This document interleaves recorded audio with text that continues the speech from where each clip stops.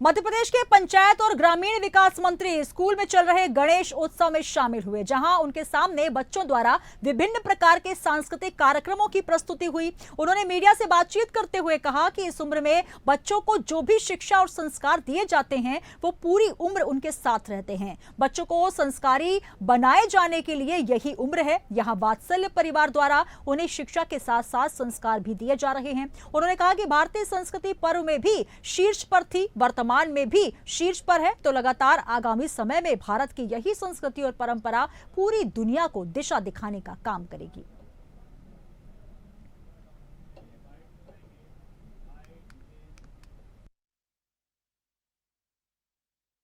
वात्सल्य परिवार को हृदय से बधाई और भविष्य की शुभकामनाएं।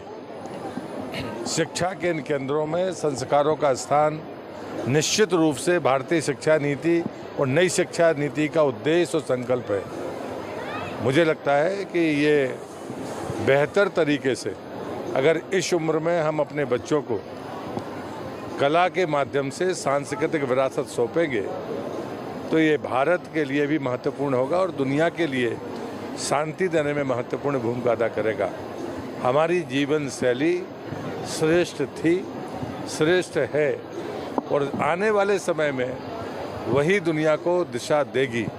इसलिए ये संस्कार का केंद्र निश्चित रूप से बहुत बेहद महत्वपूर्ण है।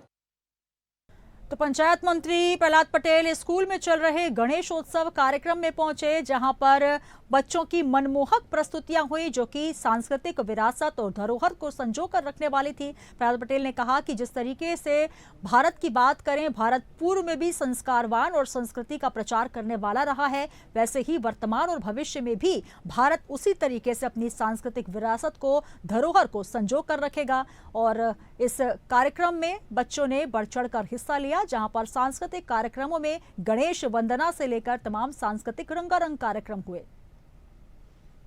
तो भारत की संस्कृति और धरोहर को पेश करते हुए ये तमाम कार्यक्रम गणेश पंडाल में मंच पर बच्चों ने पेश किए और पंचायत मंत्री इसमें मौजूद रहे। आपको बता दें कि लगातार रंगारंग कार्यक्रम यहां पर देखकर प्रहलाद पटेल जी ने कहा कि जिस तरीके से बच्चे देश का भविष्य हैं और कहीं ना कहीं हमारी संस्कृति और धरोहर को संजो कर रखे हुए हैं।